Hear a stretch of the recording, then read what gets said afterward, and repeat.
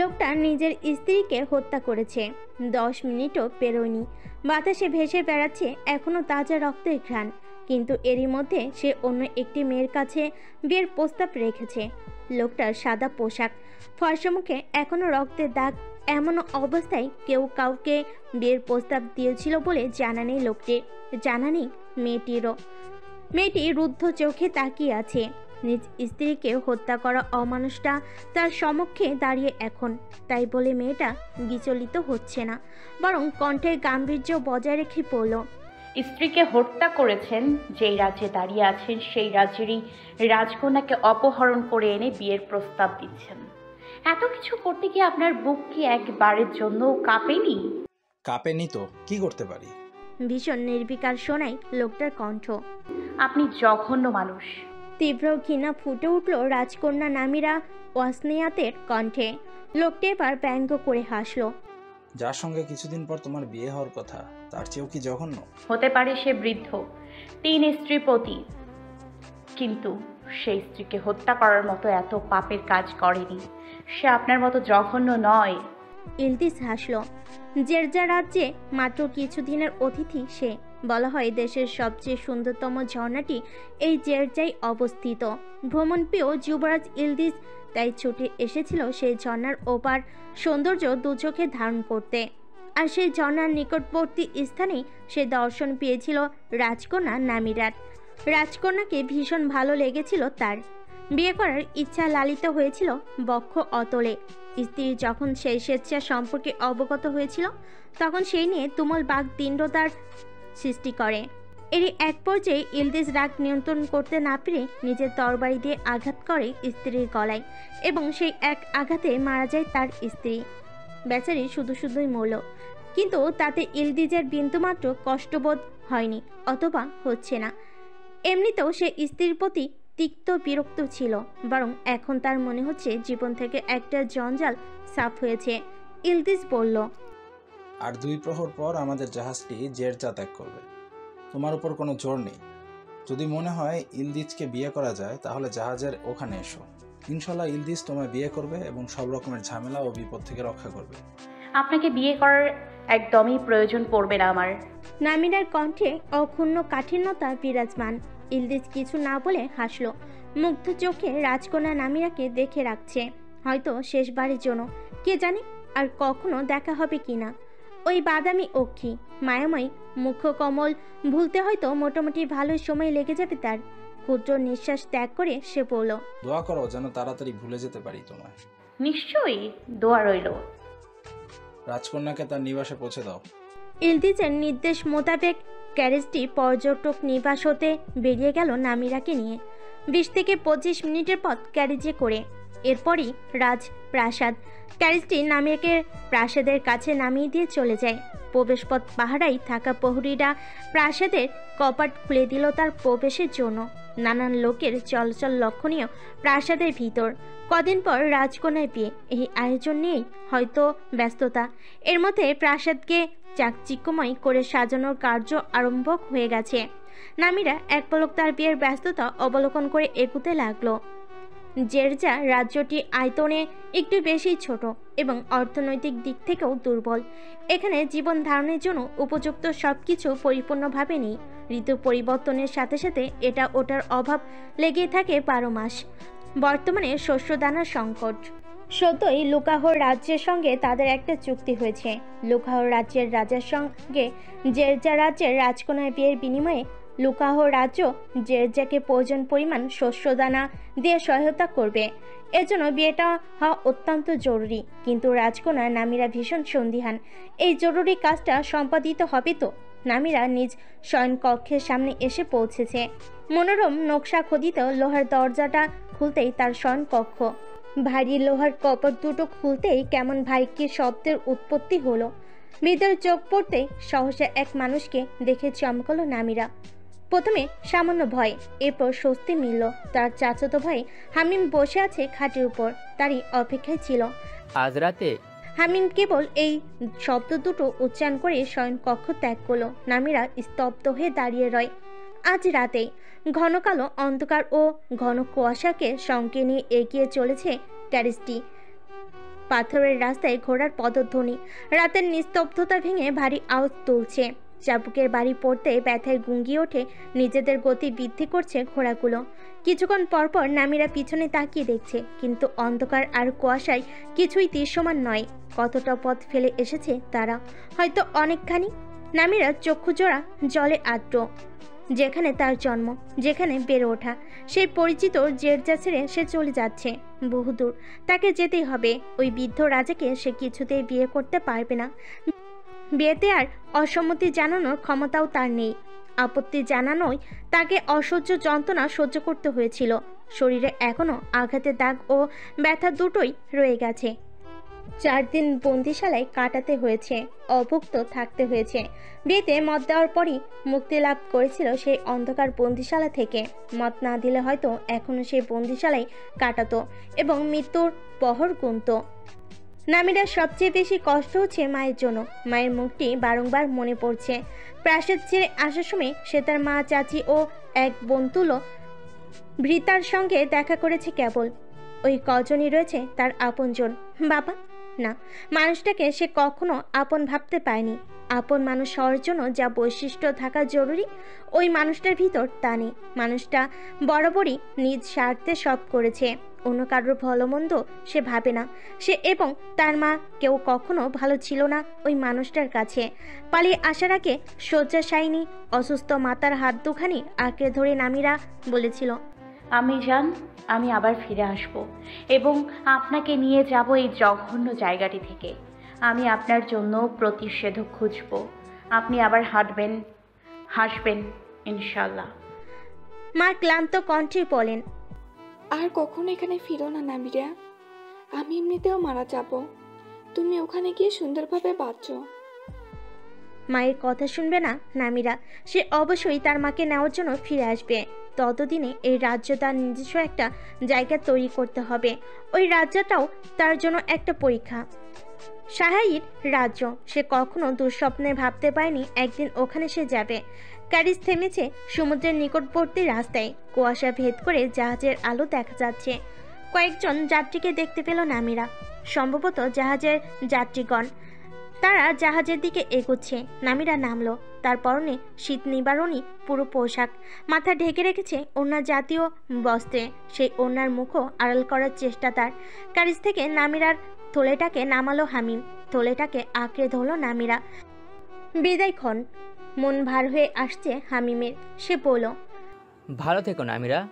নামিরার চোখ অশ্রু ছলছল, তবু সে যথেষ্ট স্বাভাবিক থাকার চেষ্টা করে বলল, তুমিও বিদায়। তোমার সাহায্য আমার মৃত্যু পর্যন্ত মনে থাকবে ভাই। হামিমের কান্না পেল কেন যেন। সে আর দাঁড়িয়ে থাকতে পারছে না। হয়তো নামিরার সামনে অশ্রু প্রকাশ করে ফেলবে। সে ক্যারিজে উঠে বসলো। পাছে না আবার নামিরা তার চোখের বেদনা পড়ে ফেলে। জাহাজের আলো লক্ষ্য করে এগুতে লাগলো নামিরা। জাহাজে বিশেষ অনুমতি চিহ্ন বিশিষ্ট এক টুকরো কাগজ দেখিয়ে তারপর প্রবেশ করতে হয়। নামিরাও তা দেখিয়ে জাহাজের ভিতরে প্রবেশের অনুমতি পেল। অনেক মানুষের সমাগম। জাহাজ আর কিছুক্ষণের মধ্যেই যাত্রা আরম্ভ করবে। এই জাহাজ যাবে আজারা রাজ্যে। সেখান থেকে অন্য জাহাজ নিয়ে নামিরাকে পৌঁছাতে হবে শাহাইর রাজ্যে। কারণ জেরজা থেকে শাহাইর রাজ্যে কোনো নৌযান চলাচল করে না। এক রাজ্য থেকে অন্য রাজ্যে যাওয়ার অনুমতি নেই। এক রাজ্যের ব্যক্তি অন্য রাজ্যে দেখা গেলে হুকুম আছে সঙ্গে সঙ্গে হত্যা করার। কেননা তো শত্রুতা জানা নেই নামিরার, কিন্তু সে সেই শত্রুর রাজ্যে যাচ্ছে। কারণ পরিচয় গোপন রেখে থাকতে পারলে সেখানেই সে সুরক্ষিত। অন্য কোনো রাজ্যে গেলে তার বাবা একদিন ঠিকই তাকে খুঁজে বের করবে এবং নিজ হস্তে মৃত্যুদণ্ড দিবেন। তার চেয়ে সবচেয়ে সুন্দর ও ধনী রাজ্যে সে নিজের একটা পরিচয় প্রতিষ্ঠা করে বেঁচে থাকবে।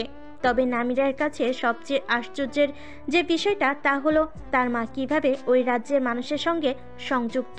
নামিরা শাহাইর রাজ্যে যার তত্ত্বাবধানে থাকবে, মাই হামিমের সাহায্যে তার সঙ্গে যোগাযোগ করিয়ে দিয়েছে। মাতাকে স্পষ্ট করে কিছু না বলেও নামিরা বুঝতে পারছে শাহাইর রাজ্যের সঙ্গে তার মায়ের কিছু একটা যোগসূত্র আছে। এখনো পর্যন্ত কিছুই জানে না সে। সব প্রশ্নের উত্তর হয়তো ওখানে গেলেই মিলবে। শাহাইর রাজ্য দেশের বৃহৎ রাজ্যগুলোর একটি, ধনী ও অপার প্রাকৃতিক সৌন্দর্যে ঘেরা।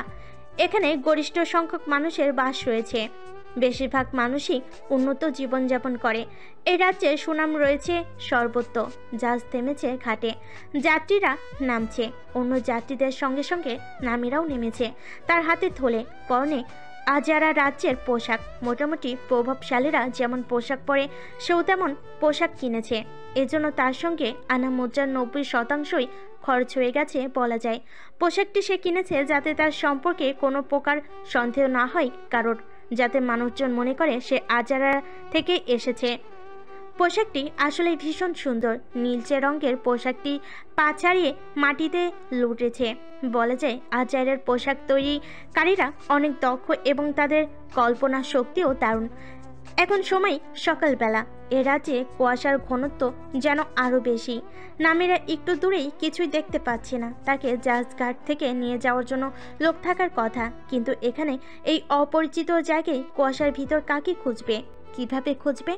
আদৌ কেউ তাকে নিয়ে যেতে এসেছে? অন্য কোনো যাত্রীদের দেখতে পাচ্ছে না। কুয়াশার আড়ালে হারিয়ে গেছে সবাই। হ্যাঁ, তার আশেপাশে শুধু শূন্যতা আর কুয়াশা। নামিরার হঠাৎ খেয়াল হলো কুয়াশার বুক চিরে একটা আলো দেখা যাচ্ছে। কেন যেন মনে হলো আলোটা একটা সংকেত। এমনটি কি হতে পারে আলোটা অনুসরণ করে এগুলো সে কাঙ্ক্ষিত মানুষের দেখা পাবে? উপায়হীন নামিরা আশা নিয়ে আলোটা অনুসরণ করে এগোতে লাগলো। কাছাকাছি আসতেই দেখতে পেল একটা মেয়ে লণ্ঠন নিয়ে দাঁড়িয়ে আছে।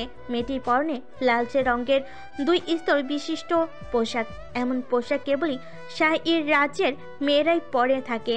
মেয়েটা জানতে চাইল, নামিরা ওয়াসনিয়াত? নামিরা স্বস্তি পেল। ঠিক লোকের কাছেই এসেছে সে। হ্যাঁ বোধক মাথা নাড়ল। মেয়েটা অতঃপর বলল, আমায় অনুসরণ করুন। মেয়েটিকে অনুসরণ করে একটা ক্যারিজের নিকট এসে থামল নামিরা। ক্যারিজ চালক বসে আছেন নিজ আসনে। একজন মধ্যবয়স্ক লোক, মাথায় পাগড়ি, পরনে কর্তাখানি কালো, দাড়ি গোফে মুখশ্রী আবৃত। নামিরাকে দেখে অভিবাদন জানালো। সাহেরে স্বাগত মাননীয়া। ধন্যবাদ। নামিরা উজ্জ্বল হাসলো। লণ্ঠন হাতের মেয়েটা নামিরার ব্যাগটাকে ক্যারিজের ভিতর রেখে নামিরাকে ওঠার জন্য বলল। নামিরা উঠে বসলো এবং তার পাশের আসনে বসলো মেয়েটা। নামিরা এদিক ওদিক দেখার চেষ্টা করছে, কিন্তু এখানের কুয়াশা এতই গাঢ় যে সামান্য দূরের কিছু দেখা দেয়। তবে বুঝতে পারছে রাস্তার দুপাশে রয়েছে ঘন জঙ্গল, বিশাল বড় বড় গাছ। রাস্তার দুই পাশে প্রহরী হয়ে দাঁড়িয়ে আছে। শোনা যাচ্ছে পাখির কলতান। আচমকাই নামিরার কোলের উপর কি যেন পড়ল। ভয় পেয়ে গেল নামিরা। মেয়েটি অভয় দিয়ে পড়ল, ভয় পাবেন না, এটা কাঠবিড়ালি। কাঠবিড়ালিটা ততক্ষণে নামিরার কোল থেকে লাফ দিয়েছে অন্য কোথাও। নামিরার হাসি পেল। আসলেই ভয় পেয়েছিল সে। হঠাৎই বাতাস কাঁপিয়ে কানে এলো একাধিক ঘোড়ার পদধ্বনির শব্দ ও ডাক। বোঝা যাচ্ছে ঘোড়ার দল এখনো বেশ দূরবর্তী, তবুও দূর থেকেও তাদের পদধ্বনি ও ডাক শোনা যাচ্ছে। ক্যারিজ বহনকারী ঘোড়া দুটো লাফিয়ে গেছে। ভয় পাচ্ছে নাকি ওরা? পাশের মেয়েটি ভীত কণ্ঠস্বর শোনা গেল, সর্বনাশ, এটা হয়তো দ্বিতীয় রাজকুমার ও তার অনুচরদের ঘোড়ার শব্দ। নামিরা মেয়েটির দিকে তাকালো। লক্ষ্য করলো মেয়েটির চোখে মুখে ভয় ঠিকরে উঠছে। কিন্তু ভয়ের কারণ কি? ক্যারিজ চালক বলেন, ওনারা থামবেন না। ওনাদের ঘোড়ার গতির কবলে পড়লে আমরা পিছে যাব। ক্যারিজ চালক ব্যতিব্যস্ত হয়ে চাবুক মারলেন ঘোড়ার গায়ে। রাস্তার প্রস্থ বেশি নয়। ক্যারিজটাকে রাস্তার পাশে সরানোর জন্য তৎপর হয়ে পড়েছেন তিনি, যার ফলে ক্যারিজের ঝাঁকুনি সৃষ্টি হচ্ছে। ক্যারিজ চালক তাড়াহুড়ো করে ক্যারিজটাকে রাস্তার পাশে সরাতে থেকে অসাবধানতাবশত একটা গাছের সঙ্গে ধাক্কা লাগিয়ে দিল। সেই ধাক্কার ফলে নামিরা ছিটকে পড়ল ক্যারিজ থেকে। পড়ে যাওয়ায় কোমরে ভীষণ আঘাত পেল। ব্যথায় আর্তনাদ করলো সে। আর ঠিক তখনই তাদের পাশ দিয়ে অনেকগুলো ঘোড়া একসঙ্গে ছুটে গেল সম্মুখে। নামিরার মনে হচ্ছে একটুর জন্য বেঁচে গেছে সে। প্রচণ্ড রাগ লাগলো। এই ঘোড়াগুলোকে যাওয়ার পথ দিতে গিয়েই তো সে পড়েছে। সে ব্যথায় ঘোড়াগুলোর দিকে তাকিয়ে চেঁচিয়ে উঠল, কেমন আচরণ এটা? সাধারণ মানুষ এদের জায়গা দিতে গিয়ে মরবে নাকি? নামিরার চেঁচানো গলার আওয়াজে একজন অশ্বারোহী পিছন ফিরে তাকালো নামিরার দিকে। কিন্তু সেই অশ্বারোহীর চেহারা দেখার আগেই অশ্বারোহী মিলিয়ে গেল ঘন কুয়াশায়। একদল ঘোড়ার পাল যেন হঠাৎই হাওয়া হয়ে গেল চোখের সম্মুখ থেকে। কিন্তু তাদের ঘোড়ার পদধ্বনি এখনো শোনা যাচ্ছে। জেরজার এমন কোনো অংশ বাদ যায়নি যেখানে রাজকন্যা নামিরাকে খোঁজা হয়নি, কিন্তু সন্ধান মেলেনি কোথাও। সন্দেহ করা হচ্ছে রাজকন্যা অন্য কোনো রাজ্যে গিয়েছে। গত 5 দিনে জেরজা থেকে মাত্র 2টো জাহাজই বাইরে গমন করেছে, তাও একই দিনে। তার ভিতর একটি জাহাজ যুবরাজ ইলদিজের ছিল, যেটা ওই দিন সন্ধ্যায় জেরজা ত্যাগ করেছিল। অপর জাহাজটি যাত্রী ও মাল বহনকারী জাহাজ ছিল, যেটা আজার রাজ্যে গিয়েছে রাতে। রাজকন্যা কি তবে সেই রাজ্যে পালিয়েছে রাতের আধারে? চিন্তায় দানা পানি মুখে তুলতে পারছেন না রাজা জোহাওর। নামিরা এমন কিছু করার স্পর্ধা দেখাবে তিনি কখনো কল্পনা করেননি। যেখানে লুকাহর রাজ্যের সাথে তাদের মিত্রতা গড়ে ওঠার কথা ছিল, তার বিপরীতে এখন হয়তো শত্রুতা গড়ে উঠবে। চিন্তায় রক ফেটে যাচ্ছে যেন রাজা জোহাওরের। নামিয়াকে খুঁজে পেলে নিজ হস্তে হত্যা করবেন। বেয়াদব মেয়েটা এভাবে বিপদে ফেলে দিল তাকে।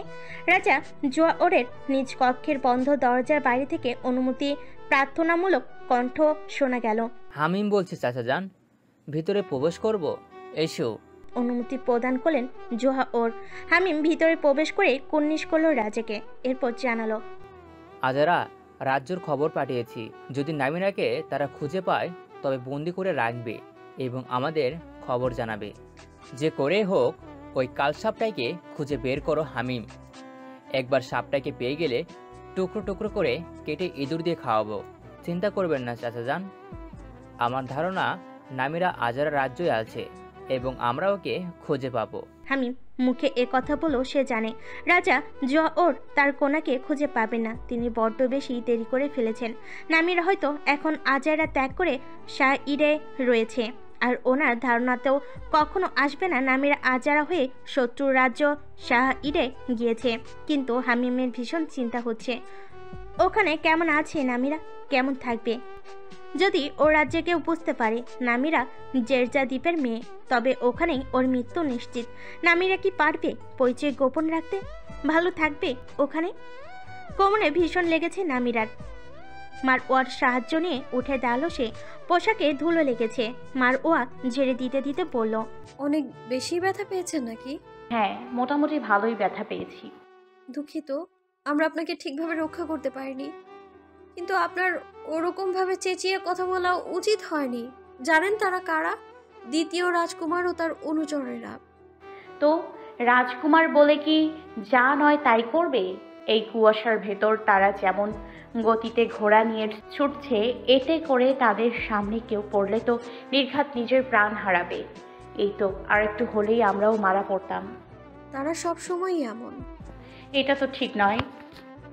তাদের বিরুদ্ধে কারো কথা বলার সাহস নেই। আচ্ছা যাই হোক, ক্যারিজে উঠুন। দেরি করলে চাচাজান চিন্তা করবেন। তোমার চাচাকে? মন্ত্রী সুলাইমান, যার নিবাসে আপনি থাকবেন। নামির একটু ভাবনা আচ্ছন্ন হয়ে পড়ল। মন্ত্রী সুলাইমান আসলে কে? লোকটার সাথে তার কখনো সরাসরি সাক্ষাৎ হয়নি। লোকটাকে প্রথম চিঠি লিখেছিল তার মা। এরপর লোকটা তার 2 দিন পরই প্রতিউত্তর পাঠিয়েছিল। শুধু অতটুকুই ছিল দুই পক্ষের কথোপকথন। সে শুধু ওই একটা চিঠির উপর ভরসা করে এতদূর অবধি চলে এসেছে। কি হবে যদি এখন সেই মন্ত্রী সুলাইমানি তাকে হত্যা করে? গা শিউরে উঠল নামিরার। না, তেমন হলে আম্মিজান নিশ্চয়ই এত ভরসার সঙ্গে এখানে পাঠাতো না তাকে। আর লোকটা তো তার ওয়াদা পালন করেছে, বলেছিল জাহাজঘাট তাকে নিয়ে যাওয়ার জন্য লোক থাকবে। ঠিক তাই হলো। আর এদের দেখে একদমই মনে হচ্ছে না এরা খারাপ। নামিরা মারওয়ার দিকে তাকালো। মেয়েটা কি জানে সে জেরজা থেকে এসেছে এবং সে ওখানকার রাজকন্যা? সে মারওয়াকে প্রশ্ন করে বসলো দৈবাত। তুমি কি জানো আমি কে? জি হ্যাঁ, আপনি চাচি জানের ভাতিজি। আজাইরায় আপনার নিবাস ছিল, কিন্তু দুর্ঘটনায় পিতা মাতাকে হারিয়ে এখন অসহায় বলে সাহাইরে এসেছেন। এখন থেকে এখানেই থাকবেন এবং আমি আপনার সেবার সর্বক্ষণ নিয়োজিত থাকবো বলে ঠিক করা হয়েছে। নামিরা মনে মনে মন্ত্রী সুলাইমানের প্রশংসা না করে পারল না। বাহ, চমৎকার গল্প সাজিয়েছেন তিনি। তারও কি এই গল্পে খানিক বর্ণনা যোগ করা উচিত? সেই চেহারাখানি দুঃখী করে পড়ল। আমার আব্বুজান যুদ্ধে নিহত হয়েছিল এবং আম্মি জান আব্বুজানের চলে যাওয়া মেনে নিতে না পেরে ধীরে ধীরে অসুস্থ হয়ে পড়েন এবং তিনিও এক সময় আমায় ছেড়ে চলে যান। এটা ভীষণ মর্মান্তিক ঘটনা, আমার জীবনের মতোই। চিন্তা করবেন না আপনি, এখন থেকে আপনার সঙ্গে আছি আমরা। তারা সবাই ক্যারেজে উঠে বসলো। কুয়াশা ধীরে ধীরে পাতলা হয়ে আসছে এবং তারা ততক্ষণে গিয়ে মন্ত্রী সুলাইমানের নিবাসে পৌঁছালো। ততক্ষণে শাহ-ই জুড়ে রোদে লুকোচুরি শুরু হয়ে গেছে। নামিরা বিমুগ্ধ হলো।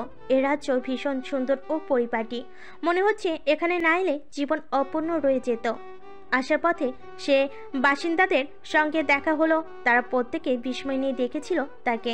অপরিচিত কারোর আগমন তাদের মাঝে একটু আধটু কৌতূহল উদ্বেগ করবে, তাই স্বাভাবিক।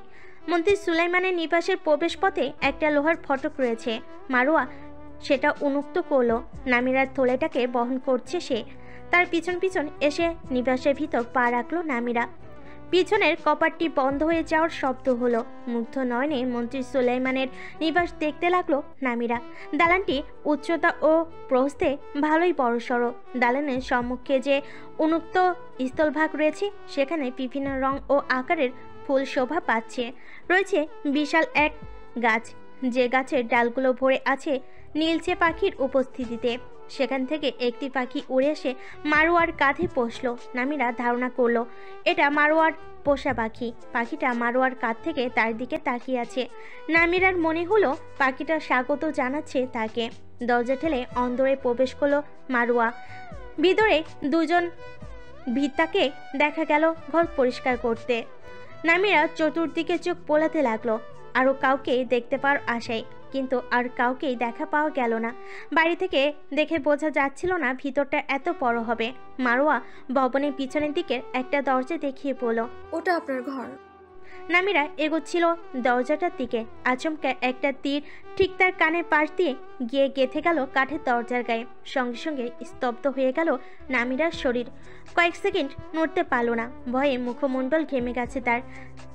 তীরছোড়া মানুষটাকে দেখতে সে এবার পিছনে ফিরল। দেখলো ধনুক হাতে একজন 20-22 বছরের যুবক দাঁড়িয়ে আছে অনেকটা দূরত্বে। মারোয়া তাকে দেখে কুর্নিশ করলো। ছেলেটা তাকিয়ে আছে নামিরার দিকে। মারোয়াকে প্রশ্ন করলো, কে ও? আপনার বোন। ছেলেটা যেন বিরক্ত বোধ করলো। মারোয়া, তোমার কি ধারণা আমি আমার বোনদের চিনি না? না, আমি বলতে চাচ্ছিলাম ইনি আপনার মামার মেয়ে, আর আমার ধারণা আপনি আপনার মামাতো ভাই বোনদের চেনেন না।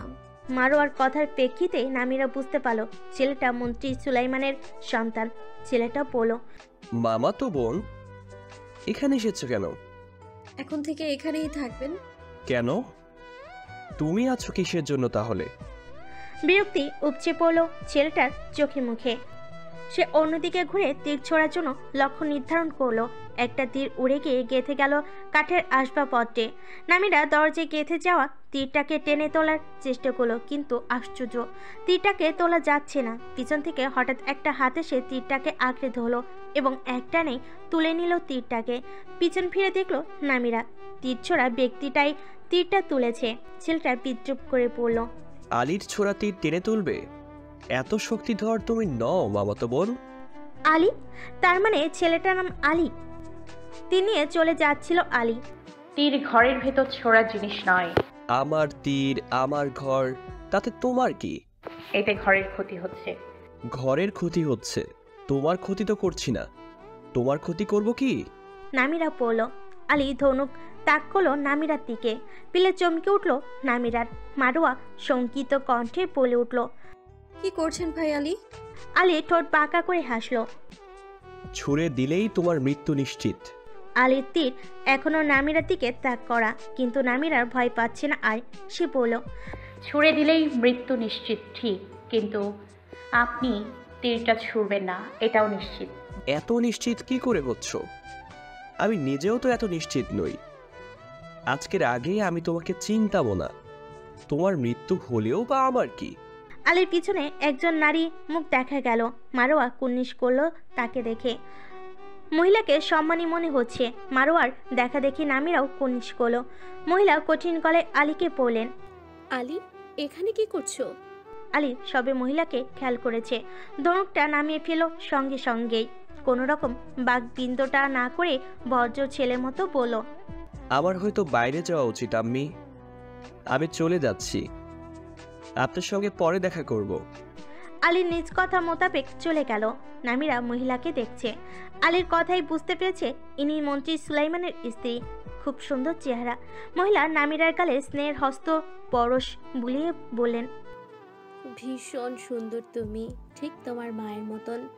মায়ের কথা শুনে বিস্মিত হয় নামিরা। মহিলা কি তার মাকে দেখেছে? কিভাবে?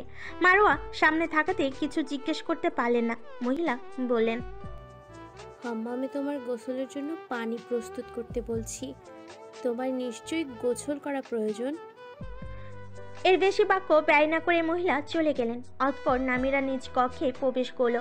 কক্ষটি বেশি বড় নয়, ছোটর ভিতরেই সবকিছু পরিপাটি। খোলা বাতায়ন দিয়ে ফুলের মিষ্টি ঘ্রাণ ঘরে আসছে। বাইরে উকি দিল সে, নজর পড়ল একটি জলাশয়, তার চারপাশে ফুল উদ্ভিদময়। সেখানে সাঁতার কাটছে একটি মেয়ে। মারোয়া লক্ষ্য করেনি নামিরা জানালা দিয়ে বাইরে তাকিয়ে আছে। যখন লক্ষ্য করলো, এগিয়ে গিয়ে নামিরা পাশে দাঁড়ালো সে। নামিরার লক্ষিত দৃশ্যপটটি দেখা মাত্রই জানালার পর্দা টেনে দিল। নামিরা প্রশ্ন চোখে তাকালো মারোয়ার দিকে। মারোয়া বলল, লুকিয়ে লুকিয়ে কারো স্নান করা দেখা দণ্ডনীয় অপরাধের ভেতর পড়ে। বোন জানতে পারলে আপনার শিরচ্ছেদ করবে। বোন? হ্যাঁ বোন তোফা, চাচা সুলাইমানের বড় সন্তান। ও, আসলে আগে কখনো সামনাসামনি কারোর সঙ্গে দেখা হয়নি, তাই চিনি না। তাহলে সে আমার ফুফাতো বোন তোফা, সে নিজের বোনকে হত্যা করবে? আসলে সে ভীষণ রাগী প্রকৃতির। রেগে গেলে তার কোনো কিছুই অসম্ভব না তার কাছে, মনে হয় না? সে কি জানে আমি এসেছি? দোরগোড়া থেকে একজন ভৃতার কণ্ঠস্বর ভেসে এলো, আপনার গোসলের পানি প্রস্তুত করা হয়েছে মাননীয়। রাজ প্রাসাদে একটা ঘটনাকে কেন্দ্র করে ভীষণ দুশ্চিন্তার উদ্বেগ ঘটেছে। রাজ্যের পূর্ব প্রান্তে অবস্থিত হান্দে নামক এক স্থানে 4 দিনব্যাপী যুদ্ধ সংগঠিত হয়েছিল। রাজা ইসলাল দ্বিতীয় রাজকুমারকেও উক্ত যুদ্ধে পাঠিয়েছিলেন সেনাদলের সঙ্গে। যুদ্ধ জয়ের পর যখন তারা প্রাসাদে ফিরছিল, তখন পথে একদল দুর্বৃত্তরা তাদের উপর হামলা করে। যে হামলায় দ্বিতীয় রাজকুমার হাতে আঘাত পেয়েছে। সকল গুপ্ত ঘাতকরাই মৃত্যুবরণ করেছে ওখানে। কিন্তু দুঃখের বিষয় এটাই যে কেউ মৃত্যুর আগে তাদের প্রেরণকারী ব্যক্তির নাম বলেনি, তাই হামলাটা কার নির্দেশে হয়েছে সেটা জানা যায়নি। এটা সহজেই অনুমেয় যে আক্রমণের উদ্দেশ্য ছিল রাজকুমারকে হত্যার চেষ্টা। কিন্তু এই কাজ কি করবে, কেন করবে? দাদা মুস্তাসিম খবর পাওয়া মাত্রই ছুটে এলেন দ্বিতীয় রাজকুমারের কক্ষে। এ সময় এখানে আরও উপস্থিত আছেন চাচা উপশামা। দাদা মুস্তাসিম এসে দেখলেন দ্বিতীয় রাজকুমার ওমর নিজের ক্ষত নিজেই সেলাই করছে, কিন্তু সেলাই করার ফলে তার মুখে ব্যথার কোনো প্রকাশ অলক্ষণীয়। ওমরকে নিজের ক্ষত নিজেই সেলাই করতে দেখে দাদা মুস্তাসিম বললেন, তুমি কেন কষ্ট করছো ওমর? আমি চিকিৎসালয় থেকে সেবিকা ডেকে পাঠাচ্ছি। তার প্রয়োজন নেই দাদা। দাদা মুস্তাসিম এই প্রসঙ্গে আর কিছু বললেন না। তিনি জানেন ওমর কেমন একরোখা এবং কঠিন। সেলাইয়ের কাজ শেষ। চাচা উসামা সুতা কেটে দিলেন। এরপর ওমরের কাছে জানতে চাইলেন, তোমার কি মনে হয় ওমর, হামলাটা কার নির্দেশে হয়েছে? ওমর গায়ে বস্ত্র চাপিয়ে নিতে নিতে নির্বিকার কণ্ঠে বলল, জানি না। উসামা চিন্তিত হয়ে পড়লেন। কে করেছে কাজটা এটা জানা অত্যন্ত জরুরি। তবে তিনি ওমরকে দেখে বিস্মিত। ওমর বিষয়টা নিয়ে যেন মোটো ভাবিত নয়। ওকে ভীষণ নিশ্চিন্ত এবং নির্লিপ্ত দেখাচ্ছে। এটাও চিন্তার বিষয়। কারোর উপর হামলা হলে কেউ এত নিশ্চিন্ত কিভাবে থাকে? দাদা মুস্তাসিম বললেন, তোমার জন্য চমৎকার কিছু খাবার প্রস্তুত করতে বলি। বলেই তিনি কক্ষ ত্যাগ করলেন। তার চলে যাওয়ার একটুক্ষণ পরেই রাজা ইসলাল এলেন। খবর শুনেছেন তার দ্বিতীয় পুত্রের উপর হামলা হয়েছিল এবং আঘাত পেয়েছে। এজন্যই দেখা করতে আসা। তিনি আসাতে উসামা বাইরে বেরিয়ে গেলেন বাবা ছেলেকে একান্তে কথা বলার সুযোগ প্রেরণ করতে। রাজা ইসলাল উদ্বিগ্ন হয়ে পড়লেন, তুমি ঠিক আছো ওমর? হ্যাঁ একদম ঠিক আছে, তবে মনে হচ্ছে আমি ঠিক না থাকলেই আপনি বেশি খুশি হতেন আব্বুজান। রাজা ইসলাল ছেলের কথায় চমকে যান, অবাক হয়ে পড়লেন। কি বলছো? ওমর হাসে, তবে তার চোখে তিক্ত যন্ত্রণার প্রকাশ।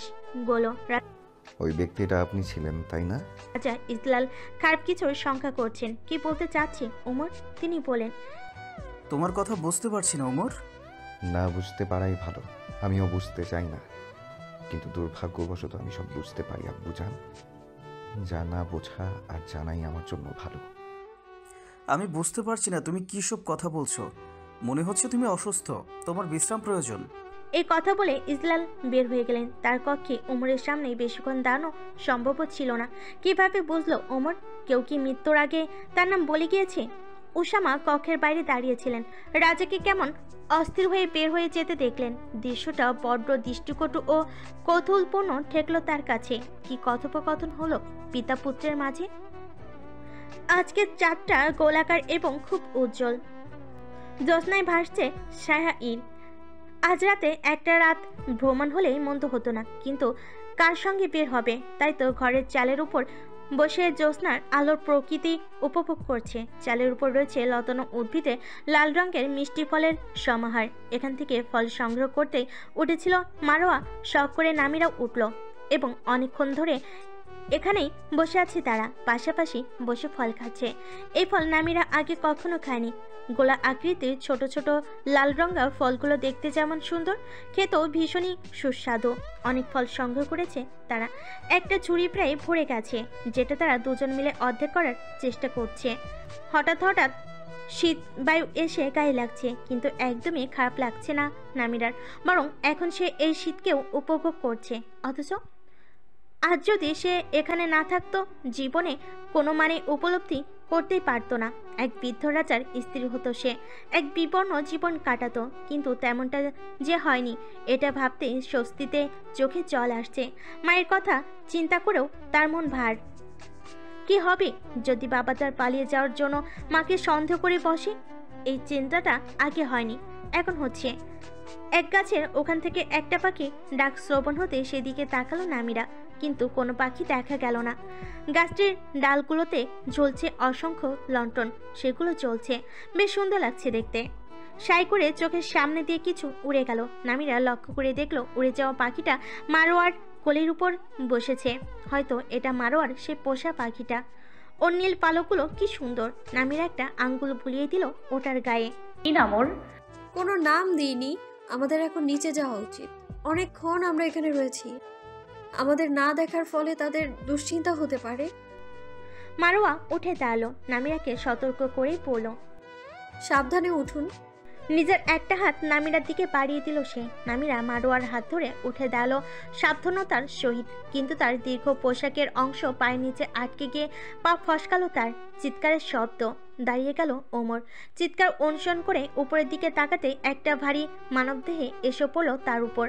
সহসা এমন ঘটনায় অপ্রস্তুত ওমর সেই মানবদেহের ভারে পড়ে গেল মাটিতে। চোখ খিচে আছে নামিরা। সে কি মরে যাচ্ছে? মৃত্যু যন্ত্রণা কেমন হয়? খুব বেশি ব্যথা অনুভব তো করছে না। কি হলো ব্যাপারটা? খিচে রাখা চোখ দুটো ধীরে ধীরে খুলল সে। মনে হলো কোনো মনুষ্য দেহের উপর তার শরীরটা, এবং সেই দেহের মানুষটা তাকে ধাক্কা দিয়ে ফেলে দিল নিজের উপর থেকে মাটিতে। আরও একবার ব্যথায় পুরো শরীর অবশ লাগলো নামিরার। হাতের কোনোইতে বড্ড লেগেছে। সে খানিক ধাতস্থ হয়ে উঠে বসলো। পাশে মানুষটাও তড়িৎ গতিতে উঠে দাঁড়ালো এবং সঙ্গে সঙ্গে নিজের তরবারি বের করে ধরল নামিরার গলায়। হৃৎপিণ্ড গলার কাছে এসে আটকে গেল যেন নামিরার। ভয়ে তার চক্ষু স্ফীত। তরবারি হাতের মানুষটার মুখে হিংস্র রাগের উপস্থিতি। ভয়ে মৃদু কাঁপতে লাগলো নামিরার শরীর, যা মানুষের দৃষ্টিতে অলক্ষণীয়। ওমর কঠিন রাগত স্বরে বলল, কে তুমি? এত বড় স্পর্ধা তোমার আমার উপর আক্রমণ করো? দয়া করে তরবারিটা সরান। তরবারিটা এবার নামিরার গলার আরো নিকটে নিল ওমর। ধারালো অংশটা নামিরার গলা খানিক স্পর্শ করে একটা হালকা ক্ষত সৃষ্টি করলো। নামিরের মনে হলো সে এবার কেঁদে ফেলবে। সে এই পাষণ্ড মানুষটি কে? পাষণ্ড মানুষটি? ওমর আগের মতোই কঠিন গলায় প্রশ্ন করলো, কে তুমি? জবাব দাও, নইলে নিজের মাথা হারাবে।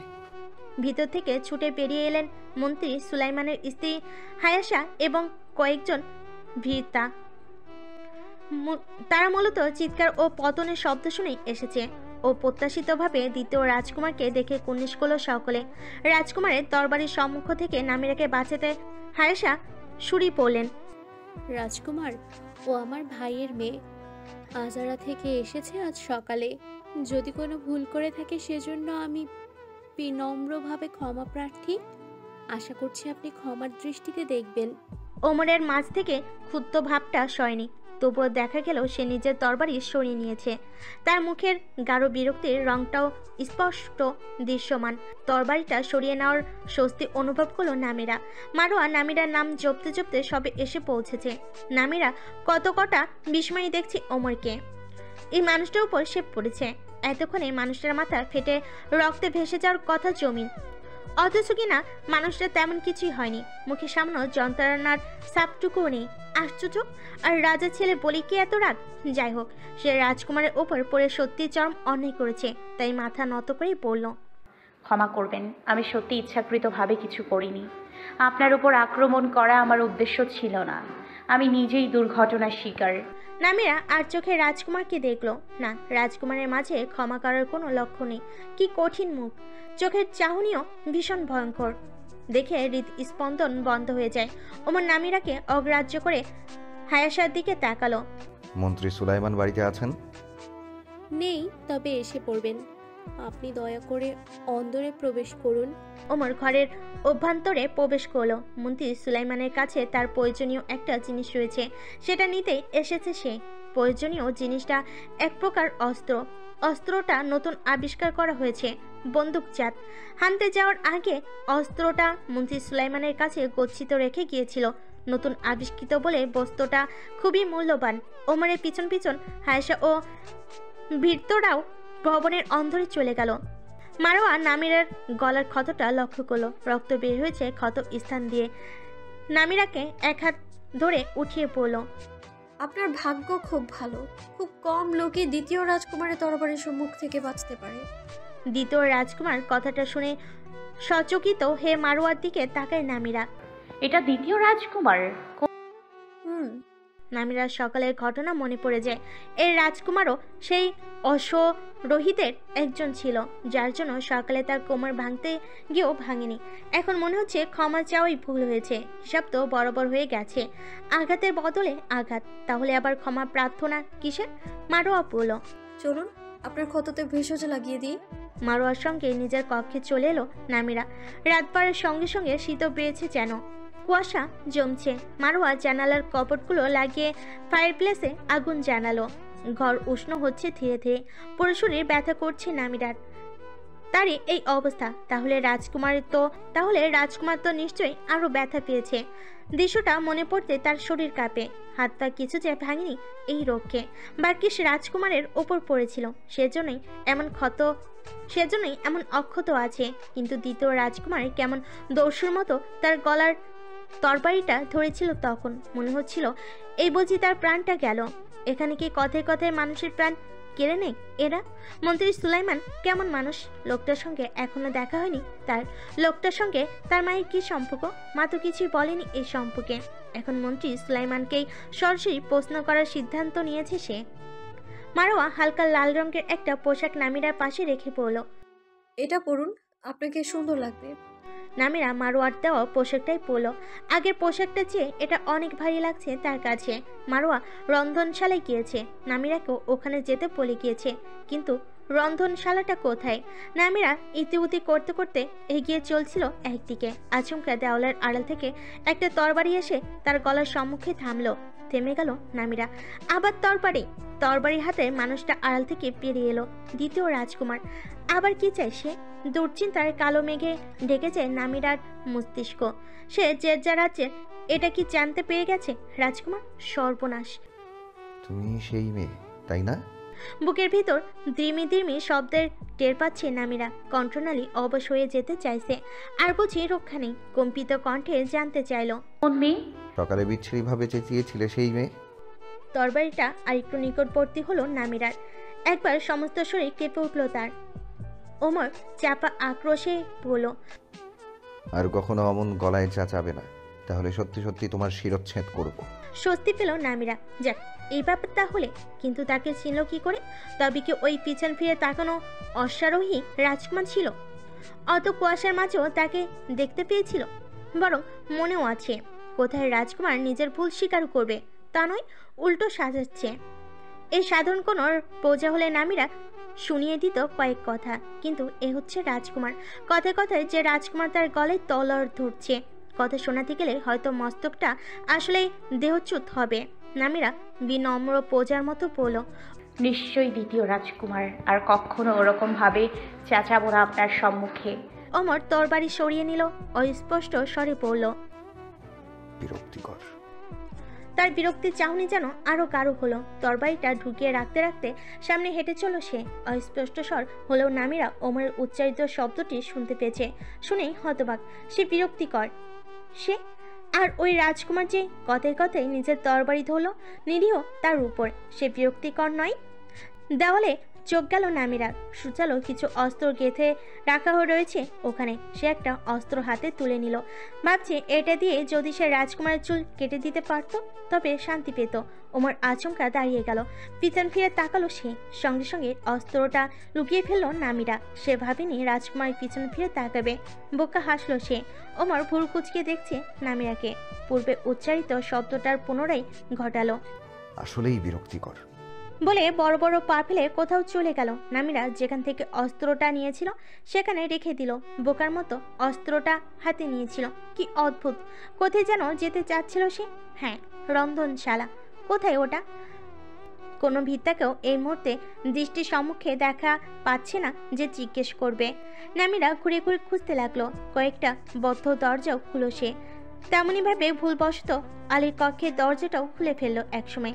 আলী তার সদ্য পাওয়া আঘাত থেকে রক্ত মুছছিল। বনে গিয়েছিল নস্য শিকারে, কিন্তু নিজের এক পুনো শোরের আঘাতেই শিকার হয়ে এসেছে। কাউকে জানানো যাবে না এই রাতে সে শিকারে গিয়েছিল। আচমকা নামিরাকে দেখে অপ্রস্তুত হয়ে গেল সে। পোশাক টেনে নিল গায়ে। নামিরা বলে উঠল, দুঃখিত, আমি বুঝতে পারিনি এটা আপনার ঘর। একটা ছেলের ঘরের দরজা এভাবে খোলা উচিত নয় তোমার। বললাম তো জানতাম না। দেখে নিয়েছো? কিভাবে আঘাত পেয়েছেন? তোমার জানার দরকার কি? আমি আপনার মামাতো বোন। তুমি আমার আপন বোন হলেও বলতাম না। আচ্ছা, বলার দরকার নেই, কিন্তু এটা বলুন, রন্ধনশালাটা কোন দিকে? ভবনের পিছনে আরেকটা আলাদা ঘর আছে, ওখানে রান্না করা হয়। কিন্তু ওখানে কেন যাবে তুমি? নামিরা সুযোগ পেয়ে আলীর কথায় আলীকে ফিরিয়ে দিল। আপনার জানার দরকার কি? আলী নামিরার ঠ্যাস বুঝতে পেরে রাগে লাল হলো। কিছু বলতে চলেছিল, কিন্তু তার আগেই সরে পড়ল নামিরা। এতে আলীর আরো বেশি রাগ লাগলো। আলীর কথা মোতাবেক ভবনের পিছনে এলো সে। একটা ছোট ঘর দেখতে পেল। এটাই তাহলে রন্ধনশালা। সুস্বাদু খাবারের ঘ্রাণ চারপাশে ছড়িয়ে পড়েছে। ভিতরে ঢুকলো নামিরা। হায়াসা এক ভৃত্তার হাতে খাবারের পাত্র তুলে দিয়ে বলেন, রাজকুমারীর কাছে নিয়ে যাও। ভৃতাটি খাবার নিয়ে রন্ধনশালা ত্যাগ করলো। হায়াসা এবার নামিরার দিকে ফিরলেন। রাতের খাবার খেয়ে নাও, তোমার জন্য শাহাইরের ঐতিহ্যবাহী খাবার রান্না করেছি। শাহিরের ঐতিহ্যবাহী খাবার নাম হাসাবি। এটি চাল ও গোস্তের সম্বন্ধে তৈরিকৃত একটি মশলাদার খাবার। এরকম কিছু জেরজায় খায়নি সে। এই খাবারটিতে একটি বিশেষ মশলা ব্যবহার করা হয় যা শুধুমাত্র শাহিরের উৎপাদিত হয়। খাবারটির স্বাদ ঘ্রাণ অতুলনীয়, কিংবা নতুন স্বাদের বলেও তার এমন মনে হতে পারে। নামিরা খাওয়ার এক পর্যায়ে মারোয়াকে বলল, আমাকে কি এটা রান্না করা শেখাবে? কেন নয়? মারোয়া মেয়েটিকে অত্যন্ত ভালো লাগে নামিরার। মিশুক, ভদ্র ও বিনয়ী মেয়ে মারোয়া। আজই প্রথম সাক্ষাৎ, অথচ সে বোধ করে মেয়েটির সঙ্গে তার পরিচয় বুঝি দীর্ঘদিন। মারোয়া যখন জানতে পারবে সে ওদের শত্রু রাজ্য জেরজার রাজকন্যা, তখন কি এমন ভালো থাকবে, নাকি চেনা চেনা ভালো লাগার মেয়েটি তার মৃত্যুর বাহক হয়ে দাঁড়াবে? কথাটা ভাবতে গায়ে কাটা দিয়ে ওঠে নামিরার। দুঃখবোধ হয়, তেমন কিছু হোক সে কখনোই চায় না। ভালো লাগার মানুষগুলো হঠাৎ পাল্টে যাওয়া খুব কষ্টের। জলাশয়ের কাছে রয়েছে বসার জন্য একটি কাষ্ঠাসন। মন্ত্রী সুলাইমান এখন সেখানে বসে আছেন, সাদা কাগজে কিছু লিখছেন হয়তো। নামিরা নিজ কক্ষের বাতায়ন দিয়ে দেখছে। 1-2 ঘন্টা আগে মানুষটার একদম সামনাসামনি দাঁড়িয়েছিল সে। তবে গুরুত্বপূর্ণ কিছু বলার অথবা জানার সুযোগ হয়নি, কারণ তখন মারো ওর ভৃত্তারা সেখানে উপস্থিত ছিল। নামিরার মনে হচ্ছে কিছু জানার জন্য এখন এই সময়টা উপযুক্ত। এছাড়া মন্ত্রী সুলাইমানের কাছে এখন অন্য কেউ নেই। কে তিনি? যার কাউকে কেন আশ্রয় দিয়েছেন? মায়ের সাথেই বা ওনার কি সম্পর্ক? সবকিছু জানার বড়ই প্রয়োজন বোধ করছে। নামিরা নিজ কক্ষ ছাড়লো। ভবনের পিছনের দরজা দিয়ে বের হলো বাইরে। বাইরে শীতের তীব্রতা টের পাওয়ার মতো, কুয়াশা তেমনই। অথচ সকালবেলা এতই কুয়াশা থাকে যে মনে হয় বুঝি আজ আর রৌদ্র ম্লান করবে না শাহির। আজ বুঝি আর রৌদ্র স্নান করবে না শাহির। কিন্তু ঠিকই কিছু সময় পর কুয়াশা কেটে যায় এবং রাজ্য হাসে রোদের উত্তাপে। নামিরা এই মুহূর্তে ঠান্ডা নিয়ন্ত্রণের জন্য পুরো পশমি একটি চাদর গায়ে জড়িয়েছে। এটি একটি ভালো শীত নিবারক। পদধ্বনি শ্রবণ হলো। মন্ত্রী সুলাইমান নামিরার দিকে তাকালেন, তবে তিনি নামিরার উপস্থিতিতে অবাক হলেন না, বরং স্বাভাবিকভাবেই জানতে চাইলেন, ঘুমাওনি কেন এখনো? নামিরা কিছুটা তটস্থ বোধ করছে, কিভাবে কি বলবে বুঝতে পারছে না। প্রথম কথাটা সে এমন বলল, যদি কিছু মনে না করেন আপনার কাছে কিছু জানতে চাই। আমি কিছু বলতে ইচ্ছুক নই, তুমি যেতে পারো। বলে তিনি আবারও সাদা কাগজের উপর মনোযোগ দিলেন। নামিরা ভেবেছিল মন্ত্রী সুলাইমান কিছু লিখছেন, কিন্তু তা নয়, কিছুর নকশা আঁকছেন তিনি। নামিরার উচিত লোকটার কথা মেনে যাওয়া। লোকটা তাকে আশ্রয় দিয়েছে, খেতে দিচ্ছে, এই তো অনেক। কিন্তু নামিরার গোধ হলো। কিন্তু আমি জানতে চাই, আমি আসলে সম্পর্কের দিক দিয়ে কে হই আপনার? কেউ নও তুমি আমার। নামিরা সুলাইমানের মিথ্যা উক্তিতে কান দিল না। লোকটার সঙ্গে একটা সম্পর্ক তো আছেই, অবশ্যই আছে তার, না হলে মা তার কাছে চিঠি লিখত না। আর তিনি শত্রুর রাজ্যের রাজকন্যাকে আশ্রয় দিতেন না। নামিরা আচমকা প্রশ্ন করে বসল, আপনি কি আমার মামা?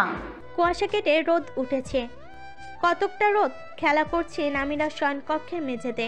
নামিরা তৈরি হচ্ছে বাইরে যাওয়ার জন্য। শাহিরে আজ দ্বিতীয়তম দিন তার। প্রথম দিন কেটেছে কেবল মন্ত্রী সুলাইমানের নিবাস সীমানা পর্যন্ত, তাই আজ বাইরে বের হবে একটু ঘুরে ফিরে দেখার জন্য। মারুয়া তার পোশাকের ফিতা বেঁধে দিচ্ছে। একটা সাদা রঙের পোশাক পরিধান করেছে সে। এটা শাহির রাজ্যের পোশাক। পোশাকটির নাম হিমনি। এখানে রাজ্যভেদে পোশাকেও ভিন্নতা রয়েছে। শাহিরের মেয়েরা বেশিরভাগ যে পোশাক পরে থাকে সেটাই হচ্ছে এই হিমনি। হিমনির সঙ্গে রয়েছে একটা সাদা ওনা, যেটা মারুয়া তার চুলের সঙ্গে আটকে দিয়েছে। তারা যাবে শামিউন নামক এক রেস্তোরাঁয়, যেটা মন্ত্রী সুলাইমান কর্তৃক পরিচালিত। রেস্তোরাঁর প্রধান দায়িত্ব আলীর উপর অর্পিত থাকলেও আলী খুব একটা রেস্তোরাঁর দিকে মুখ করে না। সারাদিন রাত শিকার, খেলাধুলা ও ঘুরে বেরিয়ে কাটায়। নামিরা মনে মনে পরিকল্পনা করছে সে শামিউনের একজন কর্মচারী হবে। নিশ্চয়ই সে এখানে শুয়ে বসে থেকে জীবন কাটাতে আসেনি, তাকে কাজ করতে হবে, জীবিকা নির্বাহ করতে হবে। তাতে যেরকম কাজই জুটুক না কেন আপত্তি নেই। রান্না হোক, মাছ গোস্ত, সবজি কাটার কাজ হোক, কিংবা থালা বাসন ধোয়ার কাজ, সব কাজই সে পারবে। নিশ্চয়ই কাজের বিনিময়ে সে কিছু আয় করতে পারবে। পায়ে হেঁটে যাত্রা আরম্ভ করলো তারা। পাথরের পথ, পথের দুধারে ঘরবাড়ি, মাঝে মাঝে বিস্তীর্ণ সবুজ ভূমি। যেতে যেতে নজর পড়ল গাছের পিছনে প্রায় লুকিয়ে থাকা একটা পাহাড়ি ঝর্ণা। ঘাস খেতে থাকা একদল হরিণের পাল এক প্রকার চোখ তুলে দেখলো তাদের। অতঃপর আবারও মনোযোগ দিল ঘাস খাওয়ায়। এখন তারা যেখানে এসে পৌঁছেছে সেখানে গড়ে উঠেছে বৃহৎকারী এক বাজার। অনেক দোকানপাট, ক্রেতা ও বিক্রেতার সমন্বয়ে পুরো বাজার লোকারণ্য ও কোলাহলময়। ভিন্ন ভিন্ন পেশা ও শ্রেণীর মানুষকে একসঙ্গে দেখা যাচ্ছে এখানে, মারওয়া জানালো। এটা সাহারের প্রধান বাজার। ভিড়ের ভিতর কিছু বাচ্চাও দৌড়ে বেড়াচ্ছে। ওদের হাতে এক প্রকার খাদ্য, কঠিন ডগায় মূলত খাদ্যটা। বাচ্চারা চুষে খাচ্ছে। এক একজনের হাতে এক এক রঙের দেখা যাচ্ছে। এমন কিছু সে আগে দেখেনি। মারওয়ার কাছে জানতে চাইল, বাচ্চাদের হাতে এগুলো কি খাবার মারওয়া? ওগুলো চিনি ও বিভিন্ন ফলের রস মিশ্রিত করে বানানো হয়। আপনি খাবেন? প্রশ্নটা করে মারওয়া উত্তরের অপেক্ষা করলো না। যেখানে এগুলো বিক্রি করা হয় সেদিকে এগিয়ে গেল। নামিরাও ওকে অনুসরণ করে এগোতে লাগলো পিছন পিছন। একটা ছায়া স্থানে এসে থামলো ওরা। দেখলো কয়েকটা পাত্রে চিনি ও ফলের রসের সে আঠালো মিশ্রণ রাখা, নানান রঙের। মারওয়া বলল, কোন ফলে নিতে চান? নামিরা বুঝতে পারছে না সে কোনটা নেবে, কোন রংটা কোন ফলে সে বুঝতে পারছে না। সে লাল রঙের দিকে আঙ্গুলি করে বলল, এটা কিসের? এটা তরমুজের। মারওয়া লাল রঙের দুটো লজেন্স কিনলো। নামিরা খেয়ে দেখলো, খুবই ভালো স্বাদ তা নয়, তবে খারাপও নয়। তারা লজেন্স খেতে খেতে এগিয়ে চলো। অবশেষে বড় একটা রেস্তোরাঁর সামনে এসে থামলো মারওয়া। নামিরা একটা সাইনবোর্ড দেখতে পেল, যেখানে বড় অক্ষরে লেখা রয়েছে রেস্তোরাঁর নাম। তার ভিতরে ঢুকতে একজন কর্মচারী অভিবাদন জানালো। এখানে তেমন খদ্দের নেই। মোটে 9 জন বসে আছে 3টি টেবিল ঘিরে। এখানে শুধু খাবার পরিবেশন করা হয়। মারওয়া তাকে অন্দরে নিয়ে গেল। এখানে আসল কাজ করা হয়, অর্থাৎ রান্না। নামিরা চক্ষু চড়ক গাছ। এত বড় বড় পাত্রে রান্না হয়? মারওয়া বলল, এখানে রাজ্যের অনেক প্রভাবশালী ব্যক্তিরা আসে খেতে, এমনকি রাজ পরিবারের সদস্যরাও আসে মাঝে মাঝে, কিংবা হুকুম থাকে প্রাসাদে খাবার নিয়ে যাওয়ার জন্য। সামিউনের খাবার রাজ্য জুড়ে বিখ্যাত। নামিরার জায়গাটা খুবই ভালো লাগলো। এখানে কাজ করার ইচ্ছেও দ্বিগুণ বেড়ে গেল তার। মন্ত্রী সুলাইমানের সঙ্গে তাকে এ ব্যাপারে কথা বলতে হবে। মন্ত্রী সুলাইমানের সঙ্গে তার কি সম্পর্ক সেটা স্পষ্ট জানতে পারেনি সে। কাল রাতে যখন সে মন্ত্রী সুলাইমানকে প্রশ্ন করেছিল, সুলাইমান তখন তাকে সাবধান করেই বলেছিলেন, খবরদার, আর কখনো এই কথাটা বলবে না, ভুলেও বলবে না। বিশেষ করে কোনো লোকের সম্মুখে তো নয়ই, মারা পড়বে তাহলে। তোমাকে বাঁচানোর ক্ষমতা থাকবে না আমার। তিনি স্পষ্ট করে না বলেও তার কথায় নামিরা ধারণা করেছে মন্ত্রী সুলাইমান তার মামাই হন। আরও একটা ব্যাপার নিশ্চিত যে মন্ত্রী সুলাইমান তার মামা।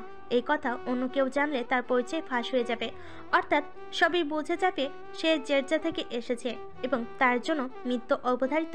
তখন একটা বিষয় ভীষণ খটকা লাগছে তার মা শাইয়ারের বাসিন্দা হয়ে কি করে শত্রু রাজ্যের রাজাকে বিয়ে করলো। মারোয়া নামিরাকে চিন্তামগ্ন লক্ষ্য করে পড়ল। কি ভাবছেন বোন নামিরা? কিছু না। আচ্ছা মারোয়া, তুমি কি আমাকে শেখাবে কিভাবে রেস্তোরাঁয় মানুষকে অভিবাদন করতে হয়? প্রথমে মারোয়া নামিরার প্রশ্নে বিস্মিত হয়ে যায়, কিন্তু কোনো প্রশ্ন না করে সে পদ্ধতিটা শেখালো। এরপর কোনো খদ্দের এলেই নামিরা ছুটে গেল অভিবাদন জানাতে।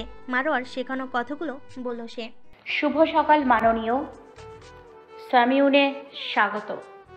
কিভাবে সাহায্য করতে পারি আপনাদের? যে দুই ভদ্রলোক সবে এসেছে তার রেস্তোরাঁর নিয়মিত খদ্দের। নামিরাকে ইতিপূর্বে তার কখনো দেখেনি, তাই প্রথমেই প্রশ্ন করলো। নতুন কর্মচারী? নামিরা খুশি হলো, যাক তাকে এখন একজন কর্মচারীর মতো মনে হচ্ছে। তাহলে সে হ্যাঁ বোধক মাথা নাড়ল। অন্য লোকটি বলল, পোশাক দেখে তো মনে হচ্ছে না তো তেমন। নামিরা কর্মচারীদের দিকে লক্ষ্য করলো। কর্মচারীরা সবাই একই রকমের পোশাক পরে আছে, রংটাকে ফ্যাকাশে নীল বলা যায়। কর্মচারীদের পোশাকের চেয়ে তার পোশাক উচ্চ পদস্থ দেখাচ্ছে বই কি। বলো, পরবর্তীতে নিশ্চয়ই আমার সাথে মানানসই এমন পোশাক পরব। অন্য একজন কর্মচারী এগিয়ে এলো এদিকে। প্রশিক্ষণ প্রাপ্ত কণ্ঠে হাসি হাসি মুখ করে বলল, কি খাবেন মাননীয়? আপনাদের নির্ধারিত খাদ্য তালিকা থেকে কি খাবার পরিবেশন করব? লোক দুটো সম্মতি জানালে কর্মচারী মেয়েটা চলে গেল অন্দরে। নামিরা লোক দুটোর থেকে দূরত্বে সরে আসছিল। আস্তে আস্তে লোক দুটোর কথা কর্ণগোচর হলো তার। একজন আরেকজনকে বলছে, খবর শুনেছ? একজন রাজকন্যা নাকি নিজের রাজ্য থেকে পালিয়ে এসে আজারায় অবস্থান করেছে বর্তমানে। কথাটা শোনা মাত্রই দাঁড়িয়ে গেল নামিরা। লোক দুটো যে তার সম্পর্কে কথা বলছে বুঝতে একদমই সময় লাগলো না তার, কারণ সেই একমাত্র রাজকন্যা যে কিনা নিজের রাজ্য থেকে পালিয়েছে। তাহলে সবাই জানে সে আজারাতে রয়েছে। অপর ব্যক্তিটা বলল, তুমি কিভাবে শুনলে খবরটা? আমার ভাতিজা আজারায় গিয়েছিল, জানো তো, ওর তেলের ব্যবসায় রয়েছে। তেল নিয়ে গিয়েছিল, তখনই খবরটা শুনেছে। কোন রাজ্য রাজকন্যা। লোকটা রাজ্যের নামটাও সশব্দে বলল না। আশেপাশে একবার সতর্ক দৃষ্টি বুলে অপরজনের কানে কাছে মুখ নিয়ে ফিসফিসিয়ে বলল, হয়তো এ রাজ্যে যার নাম উচ্চারণ করাও স্বাভাবিকভাবে নেওয়া হয় না। নামিরা ও মারোয়া রেস্তোরাঁ থেকে বের হয়ে ঘুরে ঘুরে বেড়াতে লাগলো। একসময় হঠাৎই কানে এলো শোরগোলের আওয়াজ। নামিরা শুনতে পেয়ে দাঁড়িয়ে গেল। কোথায় গন্ডগোল হচ্ছে। বাজারের এক প্রান্তে তলোয়ারের লড়াই হচ্ছে। সপ্তাহের একটি নির্দিষ্ট দিনে এই লড়াইটা অনুষ্ঠিত হয়। জায়গাটা জুড়ে লোকজনের উপচে পড়া ভিড়। তলোয়ার লড়াইয়ের ভিতর এত কি বিশেষত্ব আছে? নামিরা ওর মারোয়া কোনো রকমে একটু স্থান পেল ভিড়ের মাঝে। শোরগোলের শব্দটা এখান থেকেই শোনা যাচ্ছিল। উপস্থিত দর্শকরা দুটো ভাগে বিভক্ত হয়ে গেছে, অর্থাৎ দুই প্রতিযোগীর দুই ভক্তকুণ সৃষ্টি হয়েছে। একজন প্রতিযোগী 18-19 বয়সী ছেলে, অপর প্রতিযোগী মুখ ঢেকে রেখেছে। তার সম্পর্কে কিছু ধারণা করা যাচ্ছে না, তবে সে যে মেয়ে এটা বোঝা যাচ্ছে। দুজন প্রতিযোগীকেই দক্ষ মনে হচ্ছে তলোয়ার চালনায়, তবে নামিরার কাছে মেয়েটার তলোয়ার চালানো ভালো লাগছে এবং এজন্য সে মেয়েটার পক্ষ। সে চাইছে মেয়েটা জিতুক। মারোয়া তার বিপরীত। সে কিছু সময় কেটে গেল, দুজনেই চেষ্টা চালিয়ে যাচ্ছে। হঠাৎ প্রতিপক্ষের আঘাত মোকাবেলা করতে গিয়ে মেয়েটার মুখ আলকারি পর্দাটা সরে গেল। বিস্ময়ে বড় হয়ে গেল মারোয়ার চোখ। চমকানো গলায় বলে উঠল, বোন তোফা। নামিরারও মেয়েটাকে চেনা চেনা লাগছিল। মারোয়ার কথাই এবার সে সঠিক চিনে উঠতে পারল। বা মন্ত্রী সুলাইমানের কন্যা এত ভালো তলোয়ার চালাতে জানে। লড়াইয়ের শেষ পর্যন্ত তোফাই জয়ী হলো। তবে এই লড়াই উপহারের কোনো ব্যবস্থা নেই।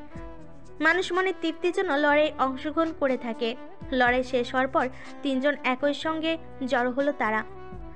এই প্রথম তোহফার সাথে আলাপ হচ্ছে নামিরার। কথার এক পর্যায়ে তোহফা হঠাৎ জানতে চাইল, তুমি তলোয়ার চালাতে জানো? হ্যাঁ, তলোয়ার চালানোয় অভিজ্ঞতা রয়েছে নামিরার। হামিমের কাছ থেকে শিখেছে। হামিম ছিল জেরজার সবচেয়ে দক্ষ ব্যক্তি এই বিষয়ে। ভালো তলোয়ার চালাতে জানলেও ইরাসে একজন নিতান্তই আলোভোলা প্রজা পরিচয়ে থাকতে চায়। তাই বলো, আমি কখনো তলোয়ার ছুঁয়েও দেখিনি। এই কথা শুনে হাসলো তোহফা, কেমন দম্ভ নিয়ে বলল, তলোয়ার চালাতে জানো না? তুমি আবার আমার বোন? ভাবতেই হাসি পাচ্ছে। নামিরা তোহফার কথা কানে নিতে চাইল না, কিন্তু মেয়েটার দম্ভ কণ্ঠ সে এড়িয়েও যেতে পারল না। বলো, আমি তলোয়ার চালাতে পারি না। এটা যদি আপনার কাছে অসম্মানের বিষয় হয় তবে সেটা শেখানোর দায়িত্ব নিতে পারেন। তোহফা অপ্রস্তুত হলো নামিরার কথায়। একটু ভেবে উত্তর দিল, আমার থেকে তলোয়ার চালানো শিখবে এমন ভাগ্য নিয়ে সবাই জন্মানি। সম্পর্কে তুমি আমার মামাতো বোন হতে পারো, কিন্তু তোমাকে একদমই বোন ভাবতে পারছি না। ঠিক আছে, বোন ভাবতে আপনাকে জোর করব না আমি। তোহফার মুখশ্রীতে চাপা রাখ যা দৃষ্টি এড়ালো না নামিরার। তোহফা দীর্ঘ পা ফেলে নামিরা ও মারোয়াকে ফেলে সামনে এগিয়ে গেল। নামিরাকে নিয়ে অনেক স্থান ঘুরল মারোয়া। রাজ্যের সবচেয়ে বড় ঘোড়াশাল, বিশাল এক ফুলের বাগান, জোজোবা নামক এক অপূর্ব জানো সব শেষে নিয়ে এলো রাজপ্রাসাদের নিকটবর্তী একটা পদ্ম সরোবরে। বিশাল আয়তন নিয়ে সরোবরটি, জলের উপরে ভেসে আছে অগণিতিক পদ্ম। দেখলেই দৃষ্টি জোড়ায়। সরোবরের ঘাটে একটা নৌকা বাঁধা দেখা যাচ্ছে। নামিরা মারোয়ার কাছে জানতে চাইল, নৌকাটা কি জনসাধারণের জন্য? অবশ্যই না, এটা যার কেবল সেই ব্যবহার করতে পারবে। অর্থাৎ আপনি যদি এখানে নৌকা নিয়ে ঘুরতে চান তাহলে আপনাকে নিজস্ব নৌকা নিয়ে আসতে হবে। অপরের নৌকা ব্যবহার করতে পারবেন না বিনা অনুমতিতে। এটা তো ভীষণ ঝামেলার। নৌকা নিয়ে আসা তো শ্রম সাধ্য কাজ হবে। হ্যাঁ তা ঠিক, তবু এটাই নিয়ম এখানে। ঘাটের ধাপ এক একে অতিক্রম করে একেবারে জল স্পর্শ ধাপে নামলো। ভিজে গেল তার পোশাকে নিম্নাংশ। ঘাট থেকে অনতি দূরে দুটো পদ্ম রয়েছে। একটু কষ্ট করে হাত বাড়ালে ওই দুটোকেই লুফে নেওয়া যাবে। তবে তার উদ্দেশ্য একটি মাত্র পদ্ম। কাজটাকে যত সহজ ভেবেছিল আসলে ততটা সহজ নয়। পদ্মটা নাগাল পেতে কষ্ট হচ্ছে, তবে সে পদ্মটাকে অর্জন করেই ছাড়বে। নামিরা চেষ্টা চালাচ্ছিল, কিন্তু পদ্মটাকে তার পাওয়া হলো না। তাকে ঘটল এক ভীতপদ ঘটনা। তার খুব নিকটে জলের ভিতর থেকে ভেসে উঠল একটা মনুষ্য মুখ। ভয়ে দূরে ছিটকে পড়ল নামিরা। তার দু চোখে অবিশ্বাস ও ভয়ের বিস্ফোরণ। পাথর হয়ে গেছে যেন শরীর, নড়তে পারছে না, হারিয়ে গেছে বাক শক্তিও। মারোয়ার অবস্থাও তাই। ভেসে ওঠা মনুষ্য মুখটি জীবিত কারণ নয়, ওটা একটা লাশ। দুই জোড়া আতঙ্কগ্রস্ত চোখ নিষ্পলক তাকিয়ে রইল ফ্যাকাশে রক্তশূন্য সে তো মৃত মুখখানিতে। মেয়েটির বয়স আনুমানিক 17 থেকে 18 হবে। পরনের বস্ত্রখানি সাদা। প্রাসাদের নিকটবর্তী পদ্ম সরোবরে ভাসছিল মেয়েটির প্রাণহীন দেহ। দুজন পথচারী মেয়ে সর্বপ্রথম লক্ষ্য করে মেয়েটিকে। এরপর খবরটা এক কান দুকান হয়ে 10 কান ছড়িয়ে যায়। লাশটির বুকের পা পাশে একটি গর্ত রয়েছে। যেখানে হৃৎপিণ্ড থাকার কথা সেখানটা শূন্য। অর্থাৎ কেবল হৃৎপিণ্ডটা মেয়েটার দেহ থেকে আলাদা করেছে। আর এটাই হয়তো মেয়েটার মৃত্যুর কারণ। এমন মৃত্যু না, মৃত্যু নয়, ঠিক হত্যা। এমন হত্যা আগে কখনো সংঘটিত হতে দেখা যায়নি। কে বা কারা করলো এই হত্যা, আর কেনই বা করলো? খোঁজ নিয়ে জানা গেছে মেয়েটি স্থানীয় এক কৃষক পরিবারের মেয়ে। গত 3 দিন ধরে নিখোঁজ ছিল। শেষ তাকে দেখা যায় ভেড়ার পালের কাছে, ভেড়াদের খাবার খাওয়াচ্ছিল। এরপর সে রাতে আর বাড়ি ফেরেনি মেয়েটা। পরিবার আশেপাশে খুঁজেও কোনো সন্ধান পায়নি। এখন 3 দিন পরই সেই মেয়ের লাশ পাওয়া গেল পদ্ম সরোবরে। মেয়েটির পরিবারে শোকের ছায়া নেমেছে। মৃত্যু খবর পাওয়ার কয়েক ঘন্টা পর্যন্ত কেবল ক্রন্দনধ্বনি শোনা গেল মেয়েটির বাড়ি থেকে। বিকালবেলা মেয়েটির দাফন কার্য সম্পূর্ণ হয়েছে। ঘটনার তদন্তের ভার অর্পিত হয়েছে গোয়েন্দা বিভাগের উপর। কে হত্যাকারী ও হত্যার কি কারণ এ নিয়ে কাজ করবে তারা। গত রাতটা ভয়ঙ্কর ছিল নামিরার জন্য। জানতো ওই মৃত মেয়েটাকে দেখা তার জন্য ভালো কিছু হবে না। মেয়েটাকে স্বপ্নে দেখেছে সে, শুধু তাই নয়, সে দেখেছে মেয়েটা তার পা ধরে টেনে সরোবরের পানিতে নামিয়েছে। আসলে ওই পানি মনে হয় তরলটি পানি নয়, রক্ত।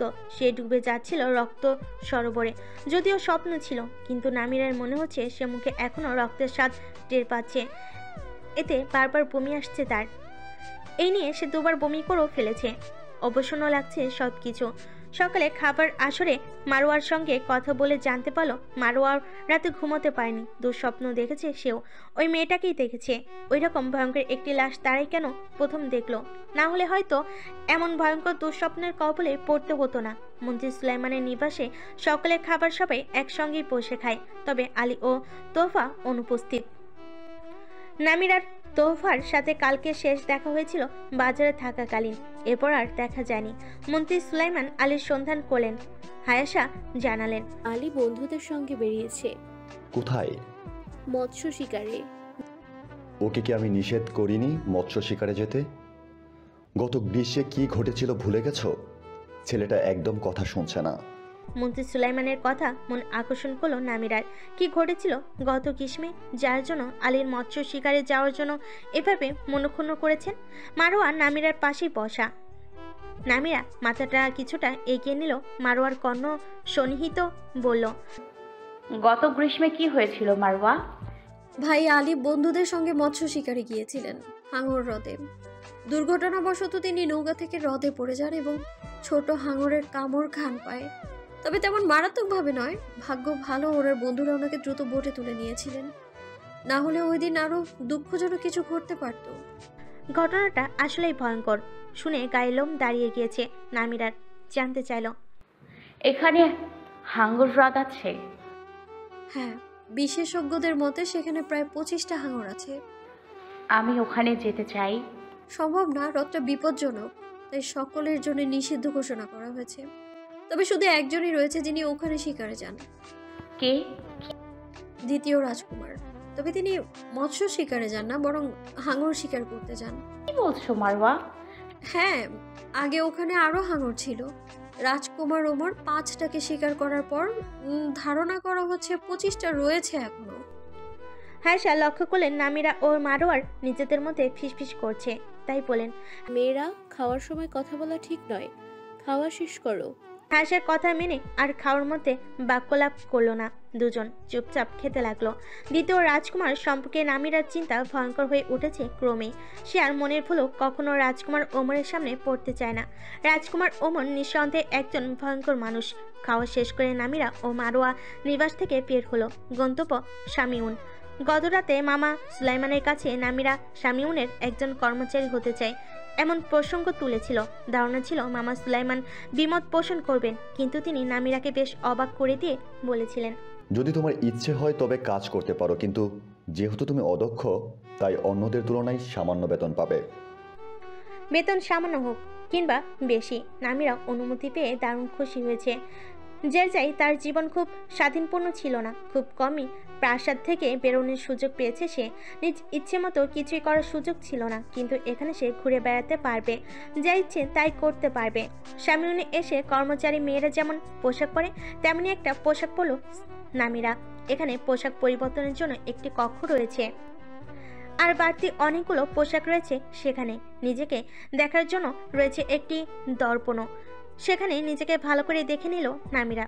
এই তো তাকে একজন এখন কর্মচারীর মতো লাগছে।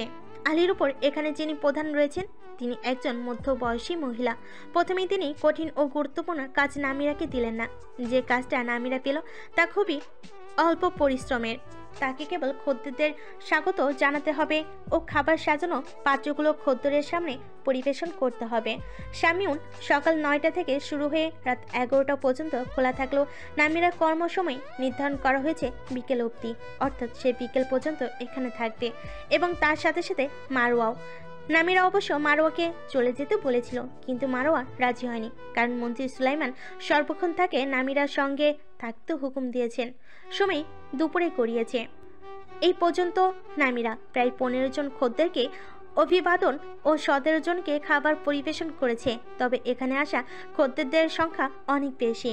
যাদের অভিবাদন ও খাবার পরিবেশন করছে অন্যান্য কর্মচারীরা। নামিরাকে এর পাশাপাশি আরও টুকিটাকি কাজ করতে হয়েছে, যেমন খাবার পরিবেশনে, পাত্র পরিষ্কার, ফল কাটা ইত্যাদি। প্রথমে সে কাজটাকে খুব হালকাভাবে নিয়েছিল, কিন্তু কিছুক্ষণ করার পর বুঝতে পারল এটা কম পরিশ্রমের নয়। ইতিমধ্যে খেমে নেই একাকার সে। এই কাজগুলো সে আগে করেনি কখনো, এই জন্য হয়তো আরো বেশি কঠিন মনে হচ্ছে। বাইরে ঘোড়া থামার শব্দ শুনতে পেয়ে নামিরা বুঝতে পারল নতুন খদ্দের এসেছে। সে এগিয়ে গেল সদর দরজার নিকটে। একসঙ্গে কয়েকজন খদ্দেরের আগমন ঘটেছে। নামিরা বিনয়ী কণ্ঠে পড়ল, শুভ দুপুর, আমি ওদের স্বাগত মা। এইটুকু বলা মাত্রই নামিরা কণ্ঠ থেমে যায়। সম্মুখে 3 জন খদ্দেরকে উপেক্ষা করে নামিরার দৃষ্টি পড়েছে সদ্য প্রবেশকারী ব্যক্তির উপর। কালো চুলের ফর্সা মুখশ্রী মানুষটাকে দেখে চমকে গেল সে। নামিরাকে কথার মাঝখানে আশঙ্কিক থেমে যেতে দেখে অবাক হয়েছে আগন্তুক প্রত্যেকে। সবার চোখে বিস্ময়, এমনকি সদ্য প্রবেশ করা মানুষটার ধূসর চোখ জুড়ো আশ্চর্যজনিত চাহনি। মানুষটা একেবারে সামনে এসে দাঁড়িয়েছে নামিরার। নামিরা ভুলেও কখনো আর এই মানুষটার সামনে পড়বে না ভেবেছিল, কিন্তু নামিরা অপ্রস্তুত হয়ে প্রায় দৌড়ে পালিয়ে গেল রেস্তোরাঁর অন্দরে। রাজকুমার হামজালা ভীষণ অবাক, মেয়েটাকে আর কেনই বা তাকে দেখে এরকম ভাবে পালিয়ে গেল। মনে হচ্ছিল মেয়েটা তাকে ভয় পাচ্ছে, কিন্তু কেন? শামিউনের প্রত্যেক কর্মচারীকে সে চিনে। এই মেয়েকে আগে কখনো দেখেনি, যার সাথে পূর্বে তার দৃষ্টি সাক্ষাৎ পর্যন্ত হয়নি। সে মেয়ে কেন তাকে ভয় পাবে? অদ্ভুত তো। হামজালা ভিতরে প্রবেশ করলো।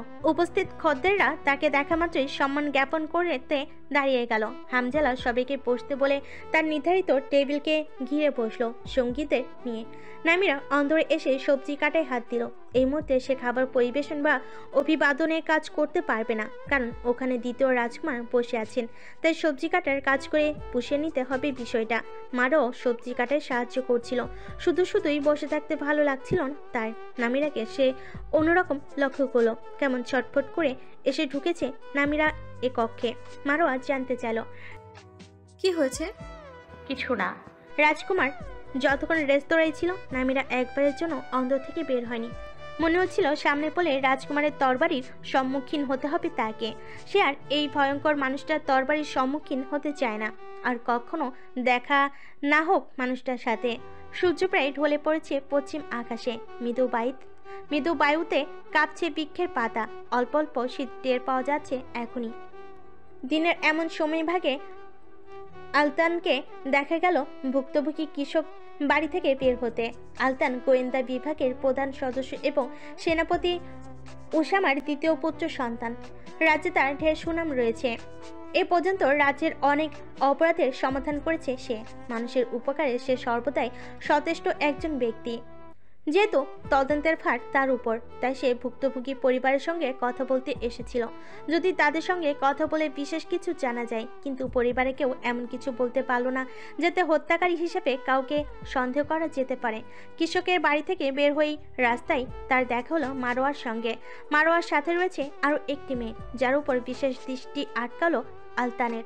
এর কারণ মেয়েটিকে সে আগে কখনো দেখেছে বলে মনে হয় না, অথচ মারোয়ার সঙ্গে থাকা কাউকে তার অবশ্যই চেনার কথা। কে মেয়ে? মারো অভিবাদন জানালো আলতানকে দেখে। অভিবাদন গ্রহণ করে আলতান প্রথমেই জানতে চাইল, তোমার সাথের মেয়েটি আমার অপরিচিত, কে সে? চাচি হায়াসের ভাইয়ের মেয়ে, আজারা থেকে এসেছে। নামিরা লক্ষ্য করেছে মারোয়ার সঙ্গে কথা বলা লোকটার চোখ দুটো ভারী তীক্ষ্ণ। মারোয়া দূর থেকে যখন লোকটাকে দেখছিল তখন জানিয়েছিল ইনি একজন গোয়েন্দা। গোয়েন্দাদের দৃষ্টি বুঝি এমনই হয়। সাধারণ মানুষদের চোখে যা গোচর হয় না, এরা তা নিজের তীক্ষ্ণ দৃষ্টিতে দেখতে পায়। এদের চোখ সবসময় অপরাধী খুঁজে পায়। লোকটার তীক্ষ্ণ চোখের সম্মুখে নামিরা ব্যাবাচাকা খেয়ে যাচ্ছে। আলতান আরও জানতে চাইল, কবে এসেছে? পরশুদিন ভোরে এসে পৌঁছেছে। পরশু? গভীরভাবে শব্দটা উচ্চারণ করলো আলতান। কিভাবে হঠাৎ নামিরার দিকে তাকিয়ে পড়ল। তুমিও এলে আর সাহাইরে ঘটে গেল একটা অদ্ভুত হত্যাকাণ্ড। ব্যাপারটা অদ্ভুত না? একটা সত্য কথা বলো, হত্যাকারী তুমি নাও তো? আলতানের চোখে কারো সন্দেহ। নামিরা এমন কিছু শুনবে ভাবিনি। সে অপ্রস্তুত হয়ে মারোয়াকে বলল, মারোয়া, এসব উনি কি বলছেন? বোন নামিরা, উনি মজা করছেন আপনার সাথে। নামিরার সেরকম মনে হচ্ছে না। মানুষ মজা করে কিছু বলে তখনকার অভিব্যক্তি অন্যরকম থাকে, অথচ এ লোকের মুখে এত গাম্ভীর্য যে এটা মজা হতে পারে না। লোকটা কি আসলেই তাকে সন্দেহ করছে? আলতান বলল। মজা ধরতে পারো, কিন্তু আমি আসলে মজা করছি না। সে আবার তাকালো নামিরার দিকে, বলল। বিদায় নামিরা, আশা করছি তোমার সঙ্গে আমার প্রায়শই দেখা হবে। আলতান চলে গেল। নামিরা তাকিয়ে রইল তার যাওয়ার পানে। কি সাংঘাতিক লোক, তাকে হত্যাকারী বানিয়ে দিয়েছিল প্রায়। হ্যালো বন্ধুরা, পরবর্তী পার্ট খুব তাড়াতাড়ি আসবে, তো সবাই অপেক্ষায় থাকো। আর চ্যানেলটি যারা এখনো সাবস্ক্রাইব করোনি তারা পরবর্তী পার্ট দেখার জন্য চ্যানেলটি সাবস্ক্রাইব করে রেখো। ধন্যবাদ সবাইকে, আমাদের সাথেই থেকো।